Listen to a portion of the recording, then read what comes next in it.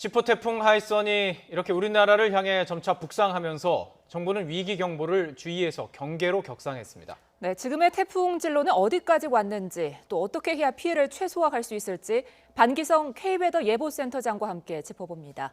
안녕하십니까? 네, 안녕하세요. 네, 시시각각 태풍 하이선 올라오고 있습니다. 지금 어디에 위치해 있습니까? 현재 일본 가고시마 남쪽 해상 200km 해상까지 진출하고 있습니다. 네.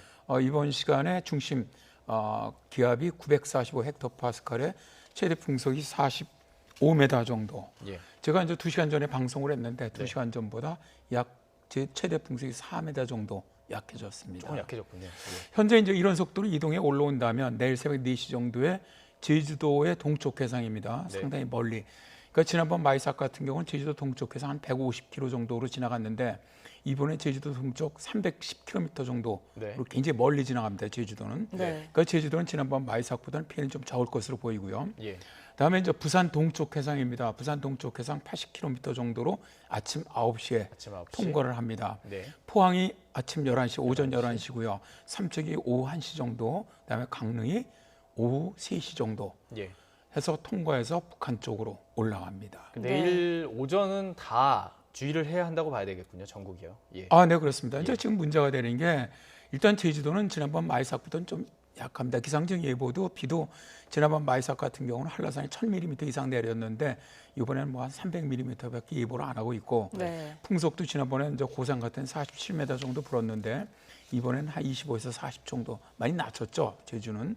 근데 이제 문제는 일단 그 남해안, 경남 남해안 쪽입니다. 경남 남해안 쪽 다음에 이제 동해안을 따라서 올라가는데 이제 문제는 지금 우측 반원이 해안 바다 쪽입니다. 네. 위험한 쪽이 네네. 좀 덜 위험한 쪽이 육지 쪽이지만 예. 아무래도 이 동해안 쪽이라든가 남해안 쪽은 상당히 많은 비 또 바람도 가능할 것으로 봅니다. 그래서 동해안과 남해안은 한 25에서 40m 정도 최대 풍속이. 예. 그다음에 강수량 같은 경우는 동해안 같은 경우는 한 400mm 이상 20에서 40. 상당히 많은 예. 피해가 예상이 되고요. 예, 예. 특히 이제 이 부산이나 이 울산이 차바 2016년대 차바 올라갈 때 그 밀물하고 시간이 겹치면서 굉장히 피해가 컸지 않습니까? 네네.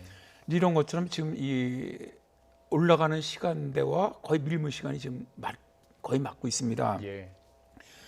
부산 같은 경우가 지금 10시 54분, 그다음에 울산이 10시 18분이다 보니까 거의 밀물하고 겹치면은 폭풍일 가능성이 굉장히 높습니다. 그래서 해안 쪽 이런 데는 굉장히 조심을 해야 될 것으로 봅니다. 네, 그렇다면 특히 조심해야 될 지역이 부산, 울산, 동해안, 남해 지역으로 보면 될까요?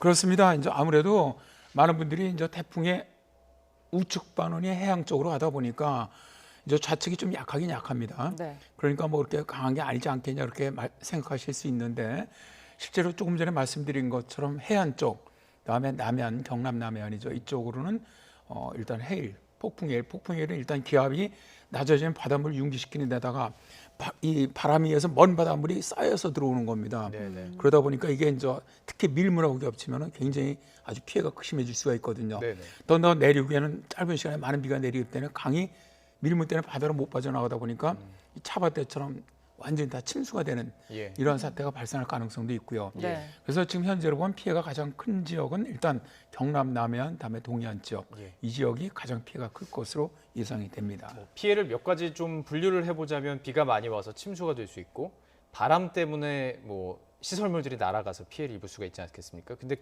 지금 아까 말씀하신 게 한 최고 25m에서 40m 정도 풍속이라고 말씀해 주셨어요. 네네. 뭐 여러 번 저희들이 설명을 해드렸지만 강조해도 뭐 부족하지 않을 것 같습니다. 한 40m의 풍속이면은 거의 나무가 뽑히는 정도의 풍속인 거죠. 뭐 나무는 당연히 뽑히고요. 예. 나무는 30m만 돼도 뽑히기 시작을 합니다. 예. 40m면 사람은 날아가고요. 서 있을 수가 없습니다. 네. 그다음에 큰 바위도 그대로 굴러가는 형태죠. 그러니까 실제로 뭐 굉장히 강한 태풍이라고 보시면 됩니다. 지난번에 이제 마이삭이 요 앞에 태풍이죠. 올라왔을 때 네. 남해안 쪽에 가장 이건 이제 순간 최대 풍속입니다. 제가 지금 조금 전에 말씀드렸던 건 최대 풍속이고 예. 보통 상륙할 때 최대 풍속이 39m 정도 되면은 순간 최대 풍속은 한 45에서 50m까지 가능합니다. 예. 예. 이렇게 되니까 실제로 거의 굉장히 특히 이제 부산이라든가 울산이라든가 포항이라든가 이렇게 이제 고층 빌딩이 많은 곳 같은 경우는 네. 빌딩풍 효과까지 있습니다. 네. 그러니까 바람이 가속되거든요. 이제 그러다 보니까 이제 지난번에도 해운대 이런 데서 이제 많은 빌딩에 이제 유리가 깨지고 막 이런 피해가 많았는데 예. 이번에도 거의 비슷한 정도 피해가 발생할 것으로 예. 봅니다. 네. 그런데 이 하이선이 애초에는 초강력 태풍이었는데 지금 세력이 점차 약해지고 그리고 진로도 조금씩 틀어지고 있지 않습니까? 네. 이게 왜 그런 건가요? 이게 원래 이제 괌 북쪽 해상에서 발생을 했습니다. 그쪽 해역이 지금 이제 태평양 지역에서는 가장 원풀이라 해서 가장 뜨거운 지역입니다. 네. 뜨거운 지역이라는 것이 표층만이 아니고 굉장히 그 밑에까지 해면 깊숙이까지도 굉장히 그 해수 온도가 높다는 겁니다. 네. 보통 태풍 같은 경우는 강력한 태풍이 올라올 때는 한 150m 밑에까지 휘졌습니다. 그러니까 이제 이게 밑에 있는 물이 올라온 데 용승이라고 저희들이 얘기를 하는데, 네. 근데 이제 보통 태풍 같은 경우는 한 70m 정도까지 되는데 올라오던 태풍까지는 굉장히 밑에까지 뜨거운 해역을 지나왔기 때문에 정말 초강력 태풍까지 발달을 했죠. 그래서 어제 오후 3시 같은 경우는 저 초속 55m로 초강력 태풍까지 올라왔었습니다. 네. 근데 이제 이게 북위 25도를 넘어서면서부터는 이 뎁스라고 합니다. 이 뜨거운 해수가 깊이가 낮아집니다. 예. 그러다 보니까 밑에 이렇게 끌어올린 용승의 밑에 찬물이 올라오다 보니까 약해질 가능성이 있거든요. 예. 제가 볼 때는 아마 그런 영향을 지금 받고 있는 걸로 일단 보고요. 예. 다음에 이제 우리나라 지금 저 지난번 9호 태풍 마이삭이 차가운 공기를 우리나라로 굉장히 끌어내렸거든요. 그러니까 예. 최근에 선선했지 않습니까? 네. 이 차가운 공기가 일종의 태풍이 올라오는 걸 막아주는 방벽 역할을 해주고 있어요. 네. 근데 반대로 이 동쪽에서는 북태평양 고기 확장이 올라오고 있거든요. 그러니까 이제 태풍이 올라오는 길이 결국 지금 저 기상청이 예상한 길인데 네. 그대로 올라오지만 제가 볼 때는 이제 앞으로도 지금 조금 전에 말씀드린 것처럼 이미 2시간 동안에 풍속이 한 4, 5m 정도 약해졌거든요. 예. 근데 일단 오늘 밤에 일본의 규슈 쪽으로 거쳐서 올라온다면 좀 더 약해지지 않겠느냐. 약해졌으면 그렇더라도 일단 지금 현재대로 올라온다면 네. 부산, 그다음에 경남, 남해안, 예. 동해안 쪽은 상당한 피해가 예상이 됩니다. 네. 약해졌으면 좋겠습니다. 일단 네. 약해졌으면 좋겠는 것인데 지금 마이삭도 그렇고 마이삭의 풍속과 그 전에 8호 태풍과 보면은 비슷한 정도의 바람이었습니다. 그런데 마이삭이 더 체감이 저희가 힘들었던 이유는 경로가 내륙을 아주 스치고 지나가고 거의 상륙을 했던 문제 아니겠습니까? 경로가 참 중요한데 이번에 그렇다면 지금 이번 태풍도 조금 더 동쪽으로 틀어서 아예 내륙을 관통할 가능성은 어떻게 보십니까? 일단 지금 미국이나 일본 같은 경우는 우리나라 주변에는 이제 많은 중국이나 홍콩이나 많은 나라들은 그 태풍 지금 이 10호 태풍 하이선이 내륙으로 상륙하는 것으로 예상을 하고 있습니다. 그래서 네. 미국 같은 경우는 거의 거제 정도로 상륙을 해서 그대로 관통해서 올라가는 것으로 예상을 하고 있고, 예. 일본 같은 경우는 미국보다 약간 서쪽입니다. 네. 약간 동쪽이죠. 우리 기상청 쪽으로 조금 오지만 역시 통영 정도에서 아마 김해 사이 정도로 상륙을 해서 북상하는 것으로 예상을 하고 있고요. 현재는 모든 그 나라들 예상하는 거에서 우리 기상청만이 가장 동쪽입니다. 그러니까 모든 다른 나라 기상기관들은 다 우리나라 쪽으로 상륙하는 것으로 예상을 하고 있는데 우리 기상청만 현재 바다 쪽으로 올라가는 것으로 예상을 하고 있습니다. 예. 만에 하나죠. 저희들이 당연히 기상청 예보를 갖고 피해를 갖다가 방송을 해야 된다고 저는 생각을 하는데 네. 만에 하나 미국이나 일본식으로 좀 더 서쪽이죠. 그러니까 내륙으로 상륙한다면 피해가 오른쪽 반원이 당장 육지가 해당이 그렇죠. 되니까 예. 더 큰 피해가 발생할 가능성이 높습니다. 그래서 일단 그렇게 간다면 일단 경상도 지역, 영남 지역 정도는 더 많은 대비를 갖다 해야 한다고 봅니다. 네. 대비는 충분히 해야 되는 겁니다. 네. 네. 태풍 하면 지난 2003년에 매미가 떠오르는데요. 그때 4조 원이 넘는 재산 피해가 발생했습니다. 이 태풍이 자칫하면 정말 큰 재난으로까지 번지는 건데요. 역대 태풍 어땠습니까? 그렇죠. 일단 아까 그 앵커님도 말씀하셨지만은 남해안에 상륙할 때 우리나라는 재산 피해가 가장 큽니다. 아무래도 사람들이 많이 사는 곳을 지나가다 보니까 가운데로 가니까요. 네. 예. 그러다 보니까 또 그리고 태풍 전체에서 비바람을 깎고 육지로 상륙을 하기 때문에 일단 비 피해, 바람 피해가 같이 동시에 발생을 합니다. 그런데 우리 8호 태풍 같은 경우는 해상으로 올라갔거든요. 그러면은 비바람은 거의 해상으로 지나가는 것이고 바람만 부는 것이거든요. 그러니까 피해가 상대적으로 약하죠. 그래서 우리나라에 남해안을 상륙했던 여수를 상륙해서 2002년에 가장 피해를 크게 줬던 게 루사입니다. 거의 뭐 인명피해도 300명이 넘었고 재산피해도 5조 2천억 원 정도 됐었고 네. 또 그다음에 2003년에 매미가 이제 거제 쪽으로 상륙을 해서 올라갔던 태풍인데 그때도 한 130명 인명피해가 있었고 예. 4조 5천억 원 정도 재산피해가 있었죠. 그런데 지금 이제 예상대로 그 마이삭이 실제로 매미가 상륙했던 지점과 거의 비슷했고요. 네. 그다음에 강도도 거의 비슷했거든요. 그럼에도 불구하고 이번에 이 태풍 매미에 비해서 굉장히 피해가 적었던 것은 아직 뭐 피해가 집계된 건 아닙니다. 일단 네. 인명피해로만 볼 때 그런 확실히 인명피해로만 줍니다. 보더라도 매미는 130명이 넘었는데 예, 예. 2명으로 명이었죠, 발표가 이번에는. 됐거든요. 이거는 이제 제가 볼 때 한 20년 정도가 흐르면서 상당히 그 태풍에 대한 대비라든가 또 이 국민들에 대한 이 태풍에 대한 인식 이런 것들이 상당히 개선된 것 때문에 피해는 좀 줄어들지 않았겠느냐. 예. 일단 그렇게 생각을 합니다. 네. 그러나 태풍이라는 것이 계속해서 일정하게 비가 내리는 것이 아니고 순간적으로 호우를 내리기 때문에 이번 우리 장마 때도 보셨지만 호우가 내릴 때는 거의 그건 대책이 없거든요. 예. 그래서 그런 것들은 가능하기 때문에 특히 이번에 이제 우리 쪽도 뭐 피해가 컸지만 북한 쪽으로 올라가면서 원산 같은 경우도 4-5시간에 350mm의 비가 내렸거든요. 그러다 보니까 5시간에 350mm. 예. 거기가 피해가 북한이 엄청 컸거든요. 예. 또 그렇기 때문에 그런 피해는 대비를 해야 한다는 거죠. 그 지금 태풍이 갑자기 집중호우를 내린다고 말씀해 주셨는데 바람은 어떻습니까? 일정하게 부는 느낌입니까? 아니면 바람도 갑자기 몰아칩니까? 아닙니다. 바람도 예. 태풍은 일정하게 계속 해갖고 예를 들어 초속 40m가 부는 것이 아니고 예. 그러니까 웨이브 한파 한파가 지나간다고 보시면 됩니다. 비도 마찬가지입니다. 예. 계속해서 오는 거 강한 게 한번 팍 쏟아지고 나면은 다시 약한 게 이런 스타일인데 파도 같은 느낌. 바람도 똑같습니다. 그러니까 강하게 팍 치는 걸 이제 저희들이 순간 최대 풍속이라고 얘기를 하는 것이고요. 예.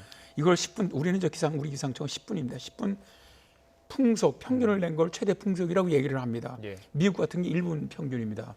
그러다 보니까 이제 미국이 우리나라보다 약간 풍속을 더 과다하게 모이는 하는데 실제로 이게 이제 계속해서 일정하게 주게 되면은 바람이라는 게 이제 유리창 같은 게 위험한 게 이 바람의 압력이거든요. 예. 네. 그러니까 보통 뭐 지금 계산해 보면 한 풍속 40m 정도로 분다면 거의 450kg 정도 힘을 주는 거거든요. 그러니까 450km의 자동차가 이렇게 들이받는 갔다 느낌 정도군요. 와서 부딪히는 격이거든. 그러니까 예. 웬만한 약한 유리 같은 건 깨질 수밖에 없는 것이죠. 네. 근데 이런 풍압 같은 경우는 바람의 압력은 이 풍속의 거의 제곱에 비례를 하기 때문에 30m와 40m 차이가 굉장히 크죠. 그렇군요. 그러니까 우리가 예. 산술적으로 생각할 때는 10m 차이라고 생각을 하지만 네. 제곱으로 작용을 하니까 거의 뭐 한 20% 이상 더 예. 강해집니다. 네. 저희가 참 그래서 강조를 많이 했습니다. 그래서 태풍이 바람이 불 때 고층에 사시는 분들 특히 이제 창가에 뭐 테이프를 붙이기도 하고 막 하는데요.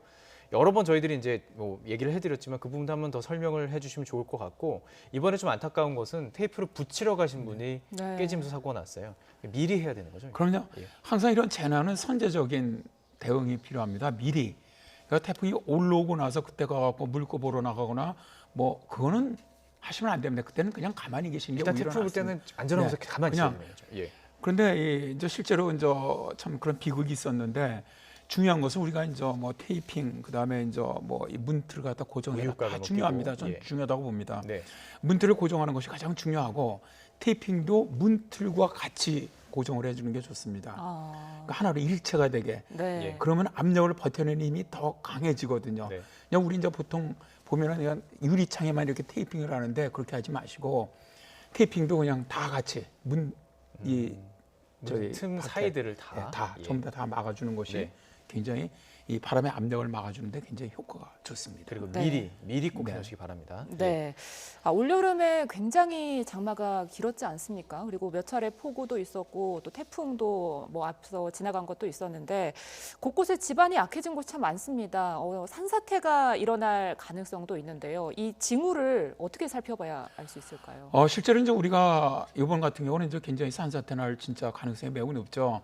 뭐 장마도 길었고 말씀하신 것처럼 지난번 5일 전에 마이삭도 네. 올라갔고 동해안 쪽은 엄청난 비가 내렸는데 사실 저희들이 보통 시간당 30mm 이상 내리면 산사태가 발생할 가능성이 굉장히 높다고 얘기를 합니다. 근데 지금같이 이제 태풍이 올라오면서 내리면 몇 시간 동안에 거의 300mm 이상 내리기 때문에 거기다가 왜 태풍이 올라올 때 산사태가 더 가능성이 높아지냐면은 바로 아까 말씀드린 압력입니다. 그러니까 이 물이 젖어 있는 흙은 굉장히 무거운데 어떤 약간의 힘만 주어지면 중력에서 그대로 쓸려 내려가거든요. 예. 근데 그걸 갖다가 이제 이 바람이 강할 경우는 더 작용하기 쉬운데 예. 일단 어쨌든 이 가장 중요한 것은 선제적으로 태풍이 올라오기 전에 산사태가 위험한 지역에 사시는 분들을 미리 대피하는 것이 가장 좋습니다. 네. 근데 만약 그렇게 하지 않으시면 이제 저희들이 항상 얘기하는 것처럼 물이 안 나오는 중독 같은 물이 갑자기 나온다든가 혹은 이 우리가 보통 물을 마시던 그런 뭐 이런 지하수 같은 곳에 물이 갑자기 끊어진다든가 예. 네. 산중턱에 있는 나무가 갑자기 이렇게 기울어진다든가 뭐 어떤 이 소리 같은 게 또 들립니다. 이 항상 산사태가 일어나기 전에 미리 어떤 음향 같은 게 있거든요. 예. 예. 그런 징조가 있을 땐 정말 빨리 그냥 뒤도 돌아보지 마시고 산 쪽에서 가장 먼 곳으로 대피하시는 것이 좋습니다. 또 산사태가 나는 과정에서는 도망가기 위해서 앞으로 뛴다고 하는데 90도로 뛰라고 하더라고요. 내려오는 그 90도 직각 방향으로 그래야지 안전할 수 있다고 네, 하더라고요. 왜냐하면은 산사태는 내리면 우리가 저쪽으로 가는 동안까지 벌써 내려오는 속도가 빠르기 때문에 예. 위험합니다. 그런데 산사태가 일어나는 지역을 보면 그렇게 굉장히 넓게 안 일어나요. 예. 그러니까 좁은 지역에서 일어나거든요. 그러니까 말씀하신 것처럼 예. 바로 옆으로 가면은 90도 오히려 훨씬 더 직각으로. 안전할 확률이 높죠.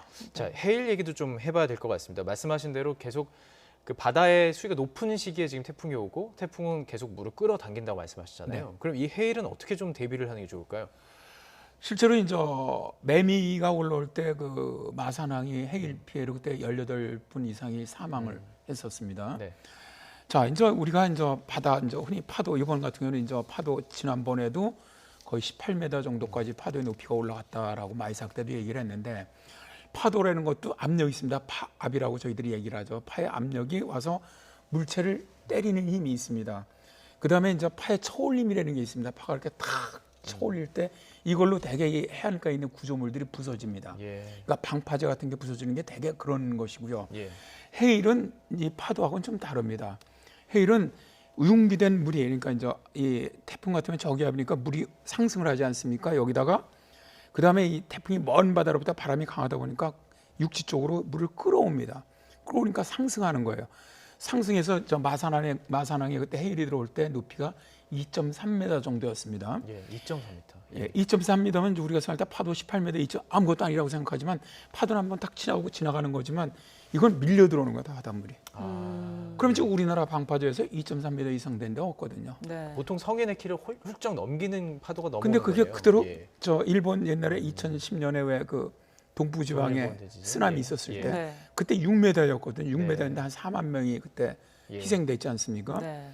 그러니까 그게 2.5m면 그때도 마산 쪽에 있는 저지대 그다음에 그 횟집들 여기 그때 사시던 분들이 많이 희생되셨거든요. 예. 예. 그러니까 실제로 이 해일이 굉장히 위험한 겁니다. 그래서 저 항상 말씀드리지만 이 특히 이 왜 이제 그 또 밀물대가 위험하냐면 바닷물이 빠져나가야 되는데 그때 이제 울산 태화강 사고 때는 마찬가지죠. 집중호우가 내리고 밀물이 들어오다 보니까 바다가 못 빠져나오고 오히려 바닷물이 역류에 들어온 거예요. 예. 그러다 보니까 다 침수돼서 그때 예. 많은 분들이 희생당하시고 피해도 컸는데 예. 이제 이런 시간이 겹치면은 굉장히 이 해일 피해 때는 위험하거든요. 그러니까 해안 저지대 사시는 분들은 반드시 미리 대피하시고요. 이번에도 이제 대통령께서 이제 피해가 없도록 하라 그랬는데 예. 지자체 등에서는 이제 미리 선제적으로 좀 대피를 시키시고 그다음에 절대로 이 태풍이 가까이 올 때는 해안선이라든가 해안도로는 나가지 마시고 예. 특히 차 같은 것도 움직이시면 안 됩니다. 그쪽으로. 네. 이런 노력, 이런 것들이 필요하다고 봅니다. 네. 예보대로라면 내일 오전 9시쯤에 이 부산 동쪽 80km 부근으로 이제 접근을 한다고 하는데요. 요새 왜 빌딩 다른 지역에도 많은데 특히 부산이 빌딩풍으로 인한 피해가 많습니다. 왜 그런 건가요? 일단 이 고층이 있는 곳에서는 바람이 가속됩니다. 그러니까 이제 우리가 이제 물리법칙에서 베르누이 정리라고 얘기하는 가속되기도 하는데 고층은 바람이 밑에서 불다가 이렇게 치솟아 오를 수도 있고 위에서 가던 바람이 아래로 이제 막 내려꽂습니다. 네. 네. 그러면서 이런 어떤 돌풍이 발생하다 보니까 강한데 저번에 그 연구한 걸 보니까 해운대 해수욕장에서 한 25m 정도 풍속이 불 때 최대 풍속입니다. LCT라고 그 해운대 네. 혹시 가보셨는지 LCT 이쪽에서는 거의 40m가 넘습니다. 예. 그러니까 굉장히 풍속이 강해지는 거예요. 예. 네. 똑같은 바람에서도 오히려 빌딩으로 인해서 풍속 효과가 굉장히 증가하다 보니까 실제로 이제 그쪽에서 유리가 많이 깨지고 이제 뭐 피해도 나고 이제 이러는 건데 예. 바로 그런 효과들이죠. 그래서 이 대도시 같은 데는 실제로 이 피해가 우리가 대도시로 들어와 버리면 상상 이상으로 큽니다. 예. 우리나라도 그 2010년에 곤파스라고 인천 쪽으로 갖고 상륙했던 태풍이 있습니다. 이게 실제로 상륙할 때 풍속이 25m로 약한 태풍이었는데도 불구하고 그때 수도권이 굉장히 큰 피해가 있었거든요. 뭐 엄청나게 수도권은 바로 그런 겁니다. 이 지형적인 영향으로 그냥 평지로 지나가는 것보다 실제로 이 빌딩들이 많기 때문에 예. 오히려 훨씬 더 많은 피해를 가져옵니다. 그리고 이렇게 바람에 흩어서 날릴 수 있는 시설물도 더 많기 때문에 더 위험할 수 있고. 그렇습니다. 예. 이제 그런 것들이죠. 그러니까 거의 시설물들이 많이 날아가고 부서지고 예. 그랬던 것이죠. 자, 지금 보면요. 8호 태풍 바비, 9호 마이사, 10호 하이선. 그러니까 지금 순서대로 생긴 세 개 모두가 다 한반도에 영향을 끼친 거거든요. 이런 경우가 있었나 싶기도 하고 왜 이런지도 궁금하거든요. 실제로 예. 거의 없죠. 그렇죠. 예. 특히 뭐 이제 8월 말이나 9월 초에 상륙을 하게 되면은 네. 거의 동해상으로 그냥 빠지죠. 울릉도나 독도 쪽으로. 근데 지금 같은 경우는 다 북진합니다. 이 세 개가. 예. 바비도 북진을 했고 이제 바비가 뭐 서쪽으로 올라왔으니까 북진할 수 있다고 하지만 마이삭 같은 경우는 상륙을 했거든요. 육지로 상륙을 해서 동해안으로 강릉에서 빠졌는데도 불구하고 북한의 청진으로 그대로 올라갔습니다. 북진했거든요. 예. 예. 이게 이제 왜 그러냐면 이번에도 마찬가지면 진로 예보를 부산 동쪽 해상으로 하는데 틀질 않고 이렇게 이제 우리나라 태풍은 다 거의 그렇습니다. 거의 들어오면은 동쪽으로 이렇게 북동으로 이렇게 휘어서 나갑니다. 그러니까 지구가 돌기 때문에 원래는 네, 그 휘어서 시간을 나가야 가야 됩니다. 되는 거죠. 그런데 예. 그대로 북진 안 된 얘기는 이제 기하게 이제 저희들이 말하면 상층에 이 제트 스트림이 있는데 제트 기류가 이렇게 있는데 휘어져서 그쪽과 북태평양 고기압이 탁 우리나라 쪽에서 직각으로 만나고 있는 겁니다. 지금 네. 굉장히 독특한 기압 배치에 이런 거는 흔치 않은 거의 건가요? 보기 예. 힘든 예. 거거든요. 그러니까 이런 현상이 생겼던 게 이제 기후 변화 올해 이제 북극권의 고온 현상 때문에 저희들 얘기하는데 예. 이런 기후 변화 때문에 정말 보기 힘든 뭐 지금까지 우리나라 태풍 역사에서 이렇게 북진하는 태풍이 없었거든요. 네. 그러니까 거의 이번에 지금 두 번째 발생하고 있는 건데 굉장히 독특한 그런 태풍이라고 보시면 되겠습니다. 제가 이해한 거는 제트기류라는 게 북쪽의 찬 그 온도와 적도 쪽에 뜨거운 이 기압차 때문에 생기는 기온차 때문에 생기는 네. 거라고 알고 있는데요. 네. 이 기온차가 지금 지구가 따뜻해지면서 줄어든다는 거 아니겠습니까? 네. 그래서 지금 생기는 그런 원인, 물론 원인은 이제 연구가 더 깊이 돼야 되겠지만 그런 것으로 좀 추정하시는 거군요. 예. 그렇죠. 올해 뭐 북극권 지역이 예. 정말 최악이었죠. 지금까지 뭐 지구 역사상 가장 더웠던 해였고 예. 뭐 이 과학자들이 시뮬레이션해 보니까 8만 년에 한 번 정도 발생할 수 있는 정도의 고온이었다. 예. 너무 고온이 됐는데 그러다 보니까 이제 무슨 문제가 생기냐 말씀하신 것처럼 이 북극에 있는 한기를 막아주는 게 제트기류입니다. 네.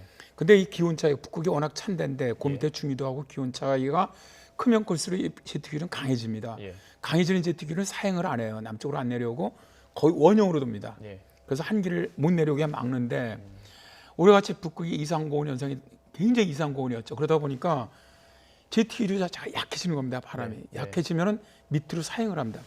쭉 내려옵니다. 예. 근데 올해 우리나라 쪽은 쭉 내려서 한기가 우리나라 상공에 있었던 것이죠. 예. 오랫동안. 이게 이렇게 사행이 길어지면 길어질수록 움직이질 않습니다. 정체를 합니다. 예. 그러다 보니까 올해 장마가 뭐 사상 머물렀고. 최장이었죠. 네. 계속 여름에도 덥지도 않고. 근데 그게 지금까지도 거의 그런 영향이 있다고 보는 겁니다. 예. 그러니까 제트가 이렇게 길게 사용을 해서 올라가는 쪽 벽이 이제 이쪽 벽과 만나는 게 저 북태평양 고기압 예. 쪽인데 우리는 저 북태평양 고기압 가장지로 태풍이 이동한다고 하지 않습니까? 예. 예. 그러니까 결국 갈 수 있는 데 거기밖에 없는데 지금 우리나라 기압계가 다 서 있다는 거예요. 양쪽으로. 예. 다 서 있으니까 결국 해상으로 동쪽으로 빠져나가지를 못하고 그대로 북진하는데 이런 경우는 거의 없죠. 예. 네, 이렇게 연달아서 태풍이 이렇게 찾아오다 보니까 혹시나 행여라도 하이선이 가고 나서 또 태풍이 오진 않을까 우려가 되는데요. 이 부분은 어떻습니까? 일단 지금 저 라니냐성이죠. 동태평양 해수 온도가 굉장히 낮아요. 그렇게 되다 보니까 태풍이 발생하는 지역들 서태평양이라든가 괌 인근 해상의 해수 온도가 굉장히 높습니다. 근데 일단 이럴 때는 태풍이 잘 발생 안 해요. 원래는. 그러니까 올해가 지금 태풍이 평년보다 발생 수가 적습니다. 실제로. 아 그래요? 근데 네. 다 우리 쪽으로 온 거예요. 근데 우리나라 쪽 태풍의 길이 열려 있는 바람에 우리나라로 오니까 우리가 볼 땐 야 올해 태풍이 많이 발생하고 네. 굉장하구나 생각하시는 것이지 아닙니다. 평년보다 지금 한 4-5개 이상 적게 발생을 했습니다. 네. 그런데도 불구하고 이제 말씀하신 것처럼 네. 실제로 이제 우리나라 쪽으로 그런 기압계가 올라올 수밖에 없는 기압계가 만들어지다 보니까 이제 저희들은 그게 이제 태풍의 길이 우리나라로 열려 있다 이렇게 얘기를 하는데 예. 그러다 보니까 계속 우리나라로 올라오고 있는데 현재 지금 뭐 8호 태풍도 그렇고 9호 태풍도 그렇고 10호 태풍 이번까지도 어떤 주변의 기압장애에서 만들어진 태풍이 아니고 어떻게 보면 스스로 만들어진 태풍들입니다. 예. 저희들은 그걸 자수성가형 태풍이라고 얘기를 하는데 네. 이게 뭐냐면 태풍이 잘 만들어질 수 있는 기압계가 없다는 거예요. 지금 상하 바람도 약하고 네. 그러니까 해수 온도는 높고 그렇다 보면은 또 발생할 가능성은 일단 해수 온도가 워낙 높으니까 네. 있다고 일단 보고요. 다만은 현재 이제 모델에서 앞으로 10일 동안은 발생하는 건 없거든요. 네. 그렇다면은 앞으로 영향을 준다면 뭐 거의 한 9월 하순 정도에서 10월 초순 정도에 뭐 하나 영향을 줄 가능성은 있다고 봅니다. 그렇군요. 매년 반복될 가능성 어떻게 보십니까? 아닙니다. 이거는 예. 뭐 내년에는 현재로서는 뭐 우리가 올해같이 되지는 않겠지만 지금 이제 문제는 기후 변화가 더 심각해진다는 겁니다. 예. 그러니까 뭐 거의 저희들이 느끼기에는 매년 우리들이 상상할 수 없을 정도로 변해가고 있거든요. 그러다 보니까 이제 내년에는 정말 슈퍼 태풍이 우리는 슈퍼 태풍을 본 적이 없지만 예. 슈퍼 태풍이 올 가능성도 있을 것이고 몇 년 예. 이내. 예. 올해는 정말 장마가 길고 굉장히 그 서늘한 여름을 보냈지만 내년에는 오히려 2018년보다 더 더운 폭염이 올 수도 있고 이게 어느 쪽으로 기압계가 위치하느냐거든요. 예. 예. 근데 그런 아주 어떻게 보면 극단적인 기상이 나타날 수 있는 기압계가 자꾸 만들어지고 있다는 거거든요. 예. 그래서 참 걱정이 됩니다. 그런 알겠습니다. 예. 사실 기온은 축적된 데이터를 통해서 예상을 할 수가 있어야 되는데 이 이상 기온 때문에 그걸 예상할 수 없다는 것이 참 문제인 것 같습니다. 이 네. 문제의 원인을 깊이 우리들이 좀 생각해 봐야 될 것 같습니다. 반기성 K웨더 예보센터장과 이야기 나눠봤습니다. 고맙습니다. 부분. 네, 감사합니다.